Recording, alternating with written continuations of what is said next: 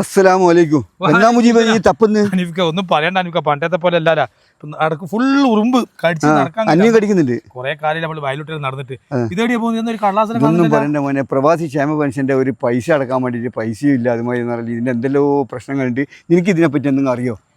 അനീഫ്ക്ക ഇതുവരെ നിങ്ങൾ ഒരു പൈസ അടച്ചിട്ടില്ല. ഇല്ല, പൈസ അടക്കാൻ വേണ്ടി പൈസ വേണ്ടേ? നമ്മുടെ പ്രശ്നം ഇതാണ്. ലക്ഷക്കണക്കിന് ഉറുപ്പ്യ നമ്മൾ നാട്ടിലേക്ക് അയച്ചു കൊടുക്കും എല്ലാ ആവശ്യത്തിനും.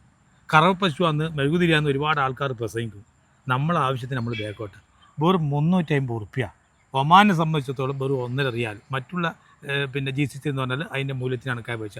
ഈ 350 ഉറുപ്പ്യ മാസത്തിൽ പ്രവാസി ക്ഷേമനിധി അടച്ചത്. ഇപ്പോൾ എന്തെല്ലാം സംവിധാനങ്ങളുണ്ട്, ഗൂഗിൾ പേ ഉണ്ട്, മറ്റ് ബാങ്ക് ട്രാൻസ്ഫർ എല്ലാ. ഇനി നമ്മളൊന്നും ഇല്ലെങ്കിൽ നമ്മൾ വീട്ടുകാരെ പറഞ്ഞ് അവർക്കും അടക്കാം.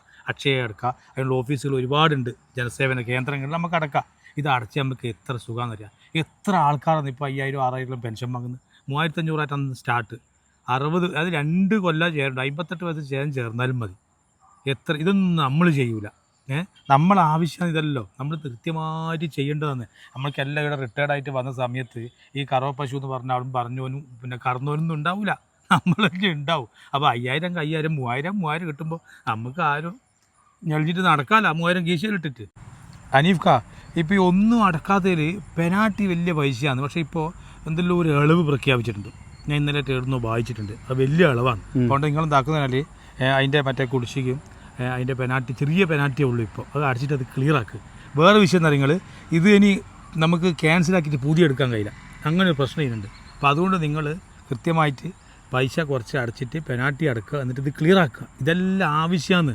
എന്താണ് ആപത്ത് കാലത്ത് തൈവത്ത്, സമ്പത്ത് കാലത്ത് അങ്ങനെയല്ല വേണ്ടത്. സമ്പത്ത് കാലത്ത് തൈവത്ത് വെച്ചാൽ ആപത്ത് കാലത്ത് കൈവത്ത് പറിക്കാൻ. അപ്പോൾ അതാണ് ഈ കേരള പ്രവാസി കേരള ക്ഷേമ ബോർഡിൽ അംഗമായി കിട്ടുന്നത്. അപ്പോൾ എല്ലാവരും ഇതിൽ അംഗമാണ്.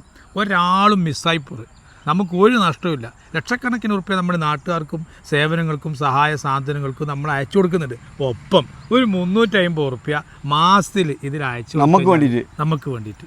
ഓരോ പ്രവാസി ഇത് കേൾക്കുന്നവർ ഇപ്പം തന്നെ അത് ചേരുക. ഇത് ചേരാനുള്ള ഒരുപാട് സംവിധാനങ്ങളുണ്ട്. അതിൻ്റെ ടോൾ ഫ്രീ നമ്പർ ഞാൻ താഴെ കൊടുക്കുന്നുണ്ട്, അതിൻ്റെ ലിങ്കും കൊടുക്കുന്നുണ്ട്. ആരും വിട്ടുപോകരുത്, എല്ലാവരിലേക്കും ഷെയർ ചെയ്യുക. ഒരു പ്രവാസി ഇരുന്ന് വിട്ടുപോകാൻ പാടില്ല.